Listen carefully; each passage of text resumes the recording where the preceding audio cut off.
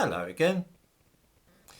I sometimes wonder if those who rule over us have ever studied history or absorbed any of its lessons. I'm thinking of one lesson in particular, and that is the difference between ethnically and culturally homogenous societies and those where large minorities are to be found sharing a country which has a different religion, language, or culture from them. Let's look at one or two instances of this since the end of the Second World War. India, of course, always had many Hindus and Sikhs and a very large number of Muslims as well. They managed to avoid killing each other too often as long as the British were there to keep control of things. But when the British left, there was the most ferocious bloodshed and ethnic cleansing involving millions of refugees and millions of deaths. At roughly the same time, in the late 1940s, the Arabs and Jews in Israel were fighting each other. As with India, as long as the British were there to come down hard on the Arabs and Jews murdering each other, things just about were kept in check, and the Arabs and Jews managed somehow to live side by side. Once the British left, there was mayhem. Loads of killings, loads of refugees. What about Cyprus with its 80% Greek and Greek Christians and 20% Turkish Muslims? How did that work out?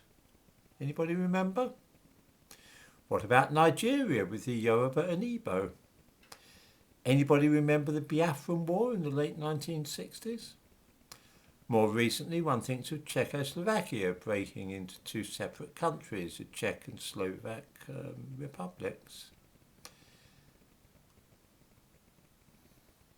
And also, of course, we have Yugoslavia and the dreadful fighting between the Muslims and Christians, Croats and Slovenians and so on. Then there's Northern Ireland, of course, and South Africa. In short, setups when the country has, for historic reasons, large portions of its population consisting of people speaking a different language from the majority or following a different religion, with different customs, dressing differently and so on. Such countries often contain the seeds of conflict and strife, which can, in extreme cases, develop into civil war. None of this happens in countries with a homogeneous culture and ethnicity. This is why it's really bizarre to see countries like Britain and Ireland actually setting out quite deliberately to create such situations by inviting to their countries large numbers of people with completely different cultures belonging to different ethnic groups and practicing different religions. It's almost as though they are trying to set up the kind of situation which existed in Yugoslavia or Cyprus. This would be hard to explain.